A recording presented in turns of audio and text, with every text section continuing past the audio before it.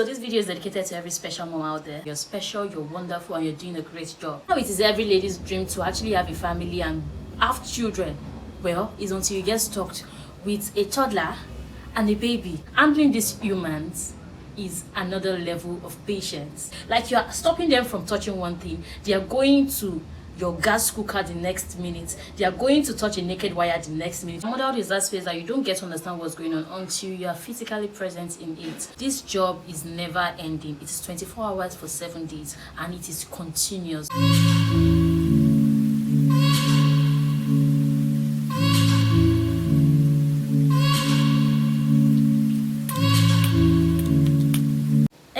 Welcome to my YouTube channel. My name is David Pictures. I'm a mom, an entrepreneur, and a vlogger based here in Lagos, Nigeria. If you're coming across this channel for the first time, or you're seeing this face for the first time, you're most welcome. And to all my existing subscribers, thank you so much for sticking around. Thank you so much for supporting this channel. God bless you all. So this video is dedicated to every special mom out there. I am actually making this video to tell you that you're special, you're wonderful, and you're doing a great job.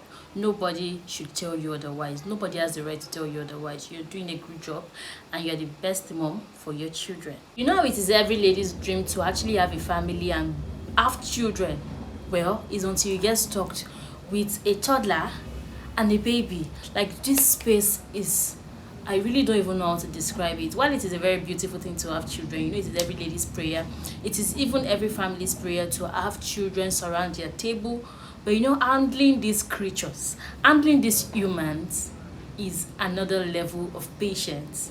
Because if you deal with these children the way they behave, like, you are stopping them from touching one thing, they are going to your gas cooker the next minute, they are going to touch a naked wire the next minute. You literally have to do the thinking for them. You have to be everywhere, you have to be present every time, you have to be very vigilant with them. Like, these guys are amazing, but then they are, as cute as they could be really troublesome. For me, motherhood is that space where you really don't understand what is going on until you get into this space. You're physically, you're emotionally attached to your child, and then, you know, you think as soon as you get pregnant and then you give birth to the baby, it gets better. Trust me, it doesn't get better. And motherhood is that space that you don't get to understand what's going on until you are physically present in it. Like, as a mom, you have to do the thinking for another human being. I think one of my challenge when I took in for my first child was, how do I cope?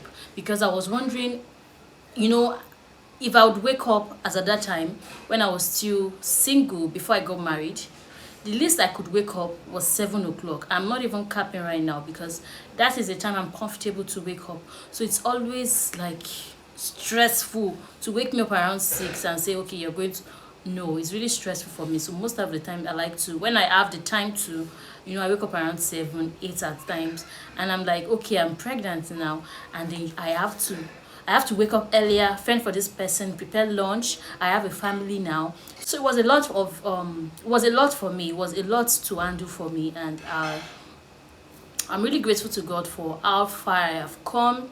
I have 2 sons now, and I'm doing pretty well. I feel like having or raising a child is like a whole job on its own. Like, this job is never ending.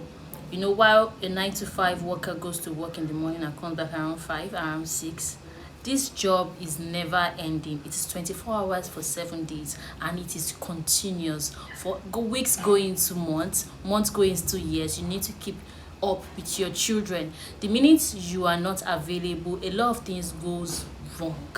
Like, you need to be there physically, emotionally, you need to be there for your children. You know, even when your children pass this age of tantrums, you know, they are 0 to 3 or 5 years age, you now have to deal with emotions, because their emotions now start getting a better part of them. So you have to handle their emotions, talk to them, convince them, you know, help them on how to go about life. You just think, okay, I saw a video recently where the lady said, as soon as your children are, you know, they are 5 and 6, you can now calm. Fine, you can calm down a little, but you have a lot of emotions to deal with.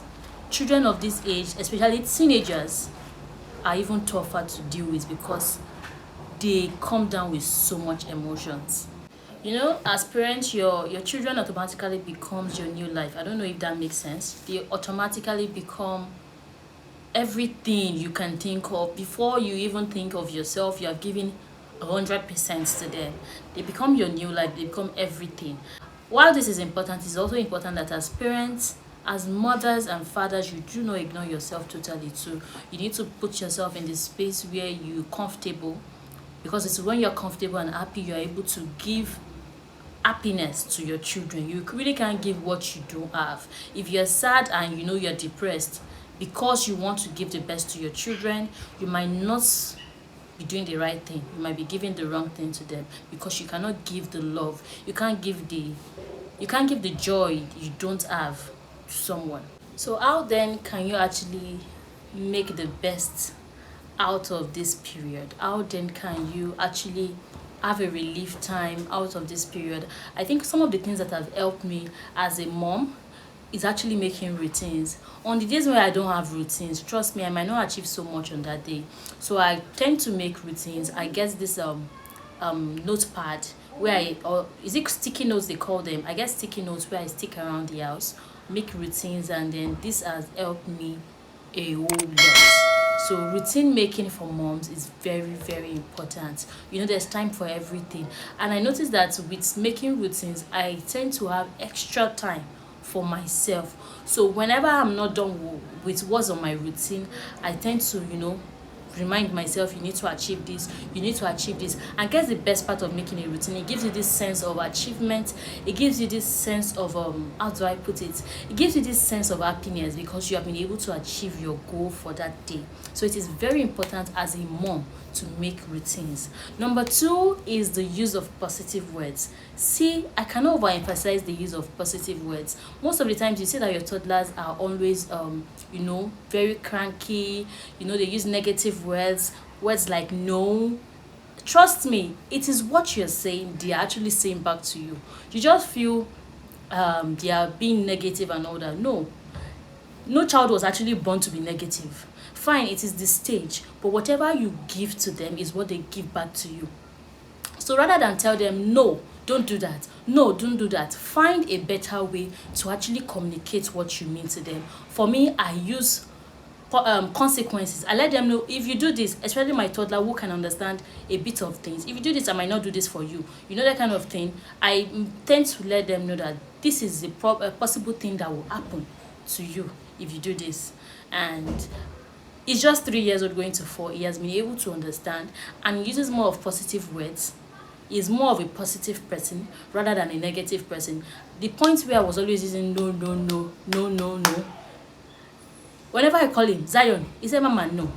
Mama, this. Very cranky and naughty. So I think with being able to use more of positive words, fine, he has a way of, turning me down, but he's more of a positive child than a negative person. For instance, when I had my children, because I could not, do so much, I had to stay with my children by myself. I had to stay with my for like a year. For like a year when I had my children, I don't go to parties, I don't really go out, I don't chill or do anything like that. But deep down in my mind, I wished I had the opportunity to. And that leads me to my next point. If you have the opportunity to get help, do not hesitate to get help. Please ignore every other unsolicited opinion. People who have their opinion about you. In the African society, for some reasons, we just stereotype that you need to be really hardworking. You need to suffer and suffer and suffer for you to be categorized as a good mom or a good wife. You do not have to suffer to be categorized as a good wife or a good mom. Do the little you can do and get help if necessary. The amount of jobs you can do in a day, the amount of cleaning you can do a day does not make you a better person in any way for me. So do the little you can do and keep your sanity. You need to be sent for your children. You need to live long for your children. So do not kill yourself with unnecessary jobs. Delegate duties if possible. If you have the opportunity to get an house help or a nanny, please do. I did not have the opportunity to get house help or a nanny, but I had my sister who was there with me all along. And I'm really grateful for that.